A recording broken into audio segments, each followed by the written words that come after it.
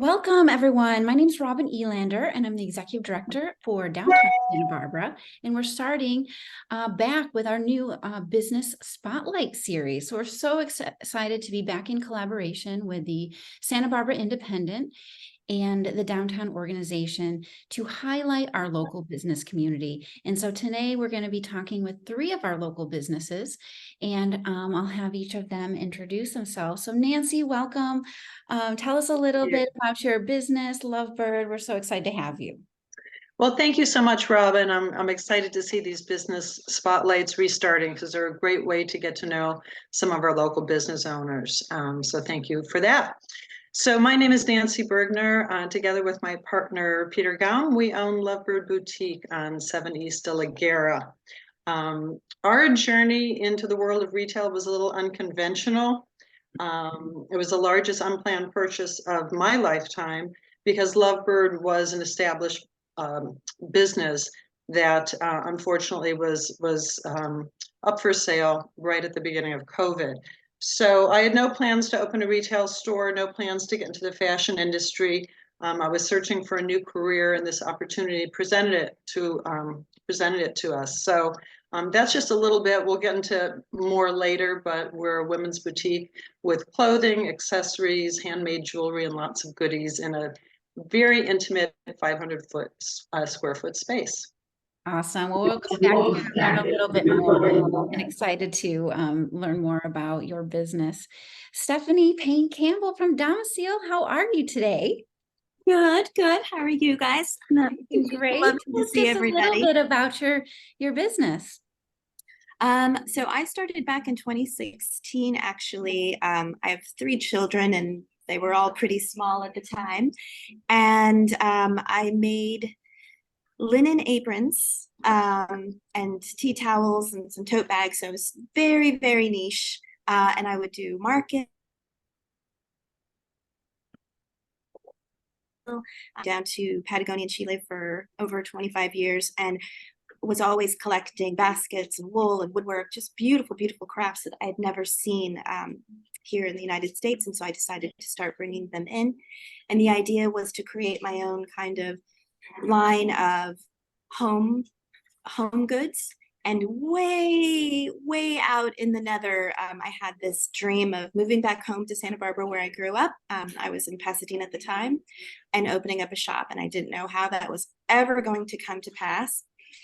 But COVID was one of COVID's silver linings for me, was to be able to move back home. And again, taking advantage of opportunities that happened one by one. And so I opened Domicil in September of 2021. We just had 2 years. So I do create my own items, including some clothing and aprons and tote bags. And then I sell we're mainly handmade, small batch, artisan-made items for home and women.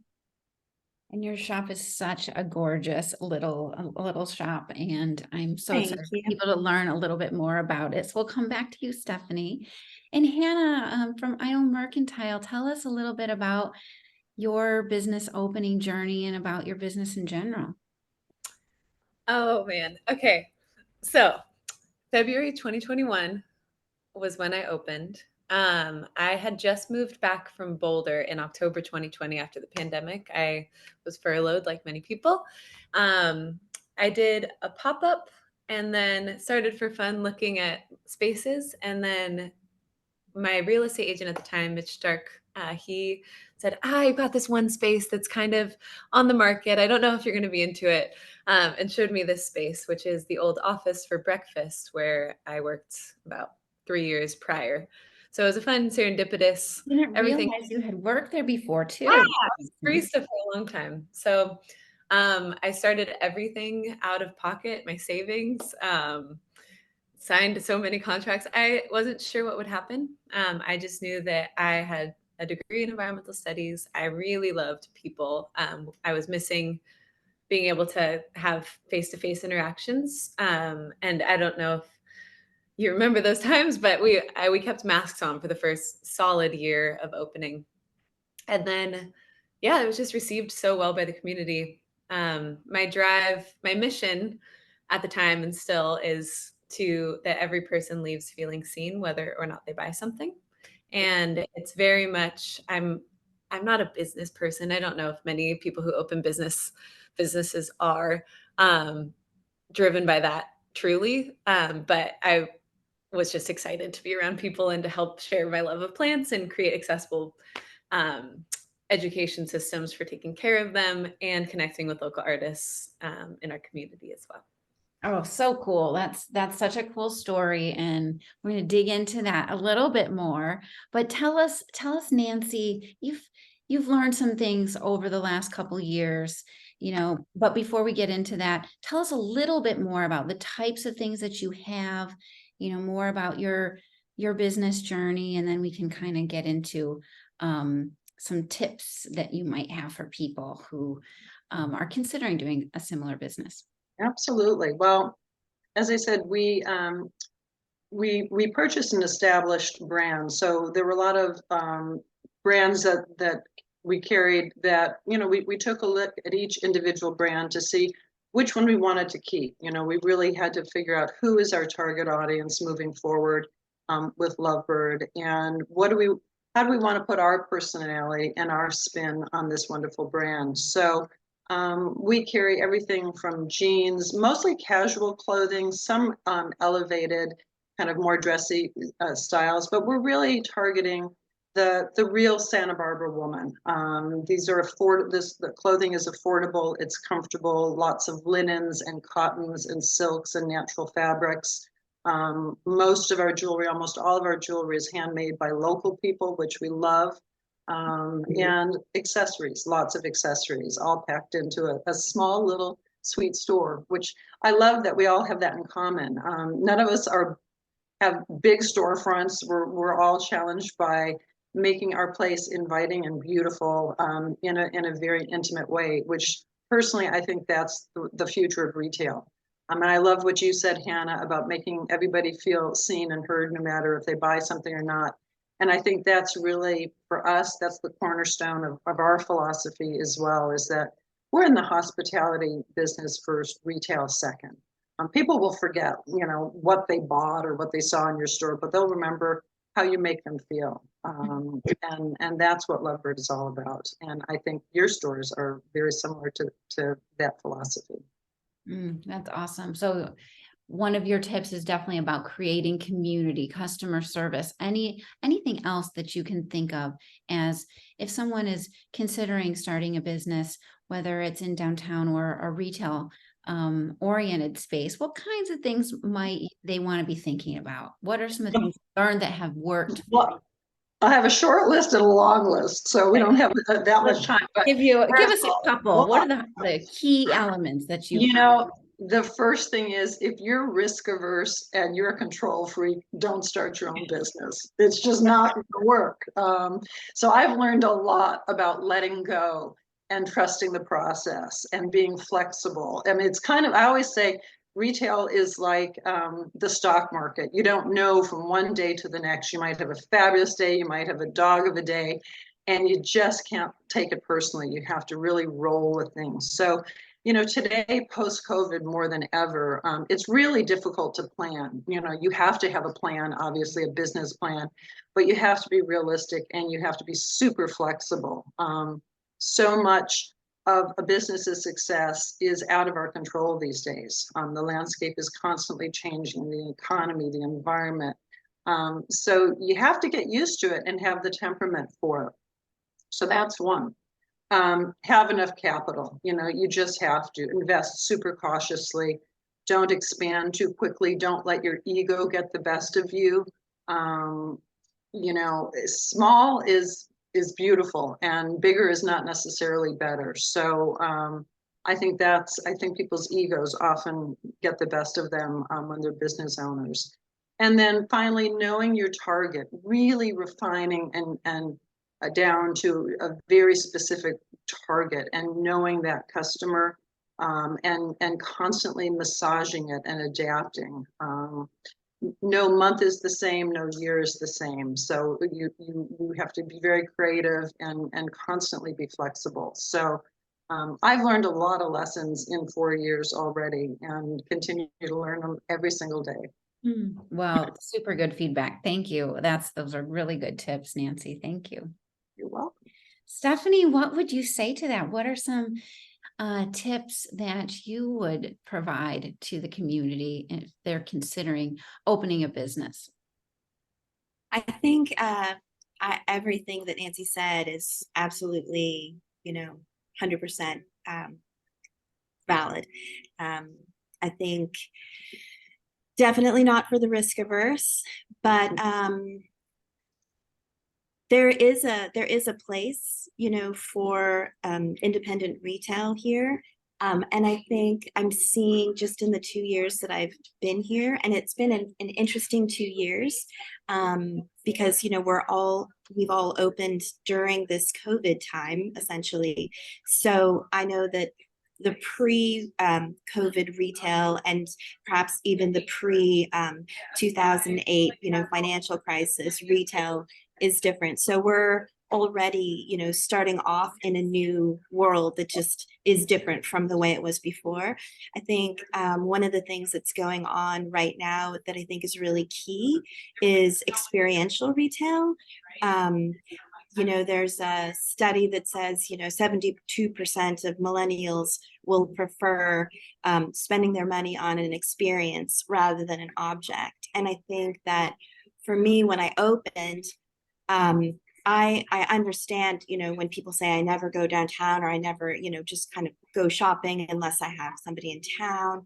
I think when somebody comes into your shop, that's amazing. First of all, like the fact that somebody is going shopping at all. Thank you. So I think the experience is creating community, showing appreciation and gratitude, getting to know who that person is, just the way Nancy said, and Hannah, it doesn't really necessarily matter if you're going to buy something, but the fact that you're coming to visit and, you're open to seeing, what that is, and maybe in the future you'll come back. So I think definitely getting to know our customers has been a really wonderful thing. And we participate in the First Thursday. I think that the art walk, I feel really fortunate to be living in a city that puts that on, because not honestly, not that many cities do. And we live in a place where there's so many creatives and there's so many artists and artisans that to value that, I think is really important. So sending out an email every month and telling everybody who's visiting, who you have an opportunity to see. And then also I think that sense of discovery is really important. So when people are wandering around, whether they're specifically coming downtown for a First Thursday or whether they're going out to dinner and they happen to be happening upon First Thursday, is that sense of discovery that, oh, well, this person's out here selling, their ceramics or their jewelry or their painting. I mean, what is there, what is there to smell? What is there to touch? What is there to discuss? I think creating that kind of experience over, yes, there's online retail, but how do we differentiate? We differentiate by offering, these kinds of experiences. And you have a really interesting experience around your shop because you have this really cool Victoria Court area. Can you tell people about what kinds of, what does it feel like in there? What kinds of other businesses are in that area? It's a really beautiful little, very European, what would you call a little courtyard. And so I have enjoyed creating some extra beauty by putting in some succulent gardens and succulent fountains. We've got lights. We have some other local shops, home and home decor. We have a new shop, Halma Collectiva, that offers workshops and offers some beautiful retail. And then we have a variety of really wonderful beauty kind of a beauty bar and salons and things like that, as well as fantastic restaurants nearby. Tired, beautiful little shops, boutiques, restaurants, and then these meandering sales that just feel so good. Every time I walk somebody through there, they're like, I've never been through here. And there's just so many of those little enclaves downtown that we're going to be talking about this new campaign that we're doing here shortly that you can meander around and find some more of those. So thank you, Stephanie, for sharing a little bit about that. And Hannah, tell us a little bit more. What types of things have you learned kind of on your journey? And what would you like to share with a potentially budding entrepreneur? Ooh, this is such a fun question. I am the quintessential hopeless romantic idealist. And for most of my life, I've been an incredible employee and am the one who's always pushing and holding people accountable. And I just am so grateful for my bosses for putting up with me in the past. Because now that I own a business, I really see all of the factors that were at play. I think it's hard to see how much really goes into a small business. People will tell you a million times, small business is so hard. Be careful, evaluate your risk, make sure you're prepared. And I was just kind of like, woo, here I go. But I mean, it wasn't quite like that. I did calculate my risk to a certain degree. And now even more so, the advice I would give is like really calculate the risk and if you're able to take it. And I don't have any kids or anyone relying on me. So at that time, I was able to take a pretty massive risk. And so budding entrepreneurs, especially creatives, one of my favorite parts of my job is cheering on the creatives and helping them set price points that make sense for them and pursue their craft, ask them for what I need, like prints, I need line sheets, and just kind of empowering them with what retailers are looking for. And then if you want to go completely independent artist, what that would look like. I really enjoy pushing people that way. And then also all of a sudden I have this voice of caution that's like, cover your bases, like make sure that your like my housing bills are paid, my just personal expenses. They're not glamorous, and creatives do not like logistics. It's the worst. But then it's really just sitting down and being real about what your needs are as a person, especially here in Santa Barbara, which is a very affluent and expensive town. It is in the service industry. It's a really difficult challenge to make it. And so I find a lot of entrepreneurs are crafty, which is the coolest thing. It's just to be able to survive in Santa Barbara as a creative is so incredible because so many people have 3, 4, 5 jobs and they're all juggling all of them somehow. And while I wish for us all to have simplicity, ease, and rest, I also think that finding a job that covers bases while you're getting something off the ground, or bless your partner, if you have a partner who can support you, or a family, or just some sort of support so that you have the space to envision and calculate and prepare yourself for building a business. I have a book. I've used to sell it. I don't have it in stock, but it's called Birthing a Business, and it's just talking about the conception phase, it's all the trimesters of pregnancy, but relating it to business. And the conception phase is one that's overlooked because that's where you find your values, who you're serving, what your goals are, what your vision is, what you want to implement, what you're serving, what you're bringing to the community, what your gifts are. All of that is important because if you start a business without that, it's I would think it would be pretty vapid and empty. And so just really knowing like self, what you offer. Plants are confusing because I don't have an ideal client avatar. Like really plants are for everyone. And that's what I want.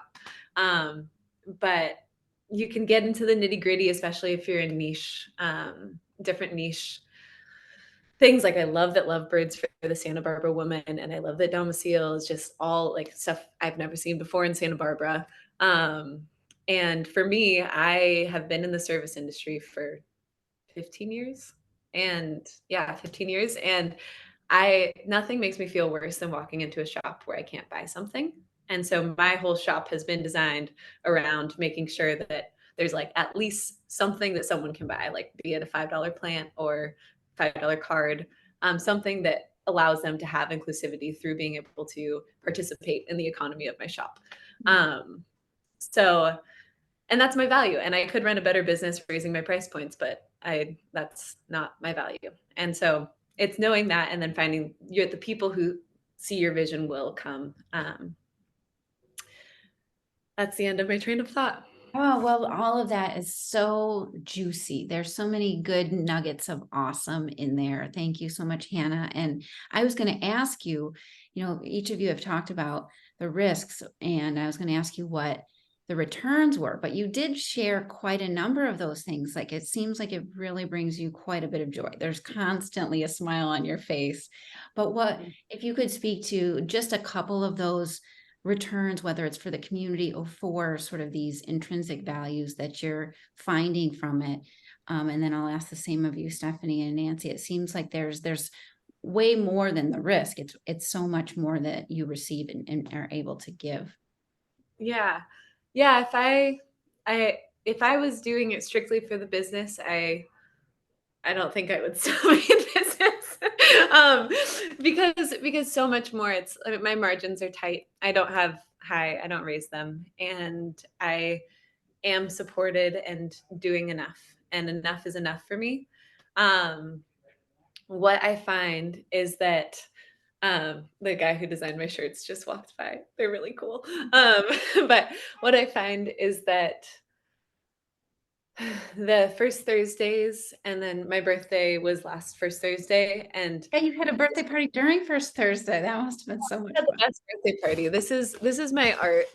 And so I I made everyone dress in floral regalia, and it was just so sweet because in retail, we probably have people visit once or twice a month maximum. And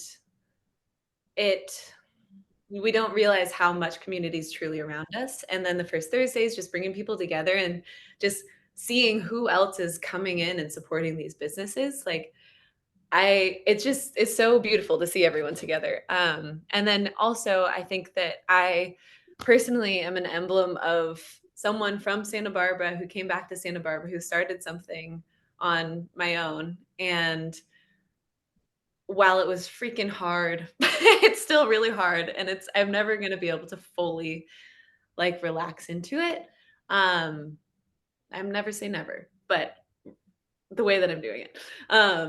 I do think that does symbolize hope. And I have had artists, I have a couple artists who have come back who are now in so many shops around town from the information that I shared with them for how to get started, and it's just the trickle effects of sharing joy, and showing that something is possible, and then being able to give advice for calculated risks when they ask, no unsolicited advice. It's just, I think that's really what fills me up.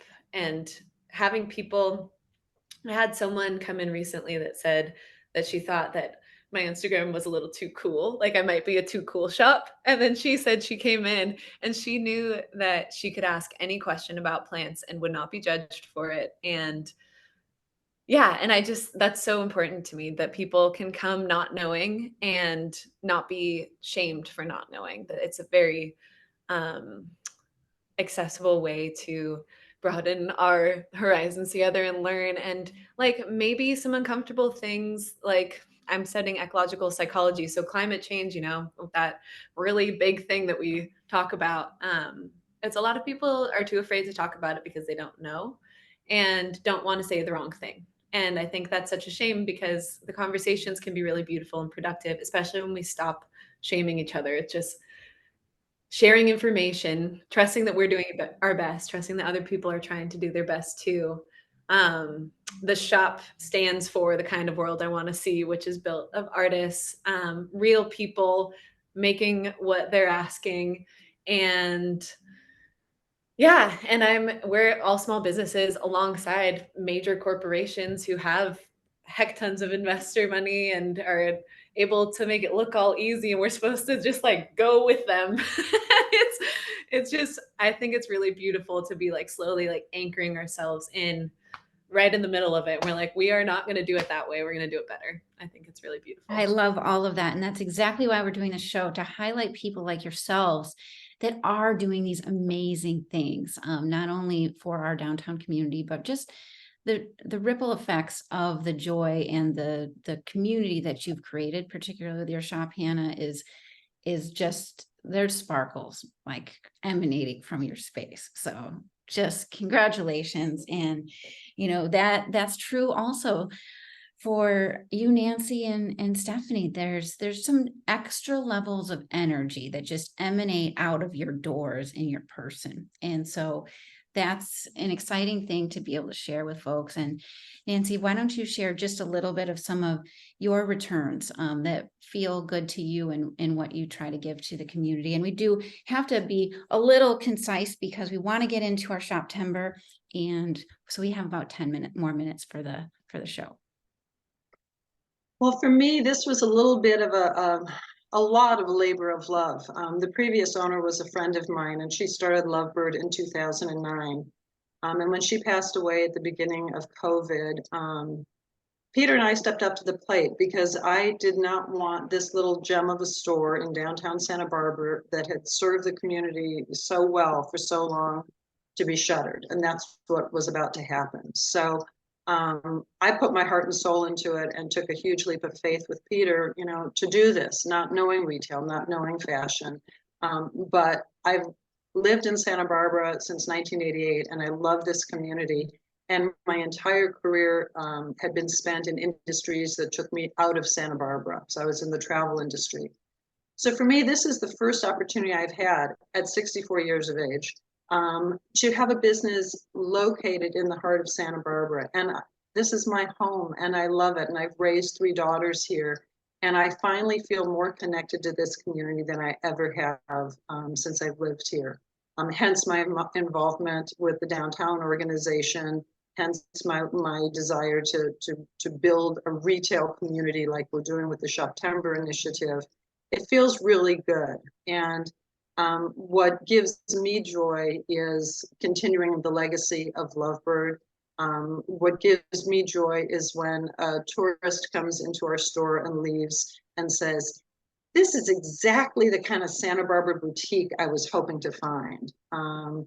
This is what gives me joy is when a regular customer comes in and you know, we know her name, she knows our names, and she walks out happily, you know, helping her put an outfit together.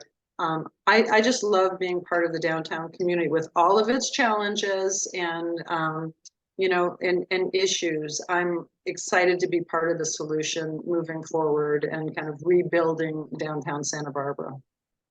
Love that. Thank you for all you're doing to do that, and really appreciate your energy and what you are trying to build, because it is significant. Thank you for that. Stephanie, your turn.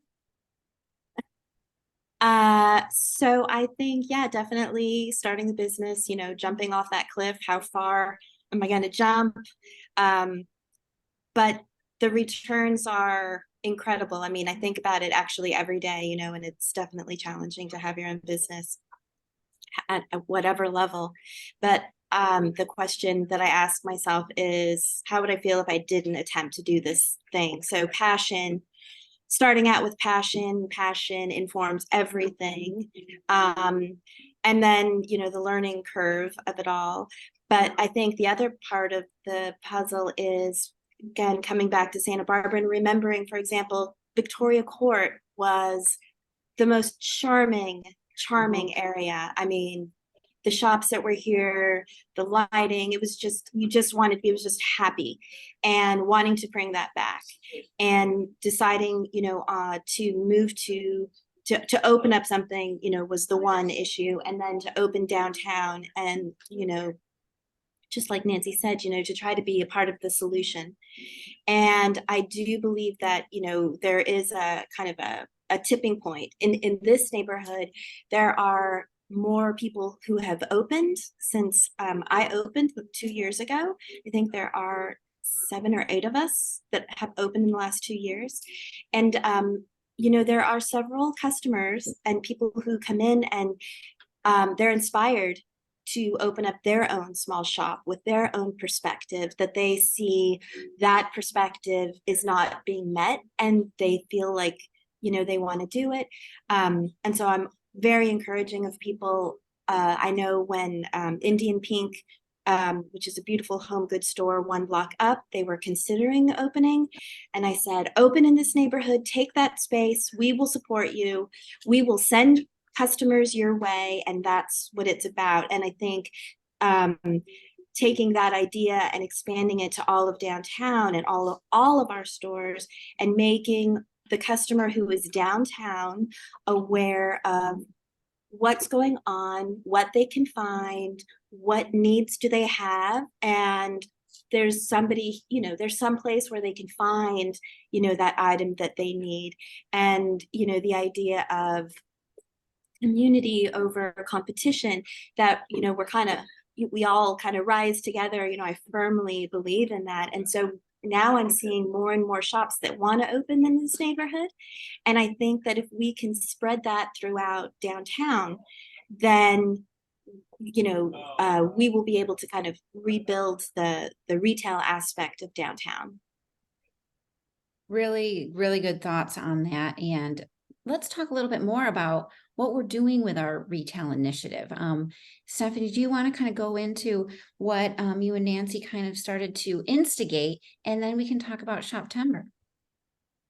Absolutely. So I think one of the first things that we talked about going into, joining downtown Santa Barbara was the need for us to know each other, for the shops to know each other, to know who existed, and to see how we could work together.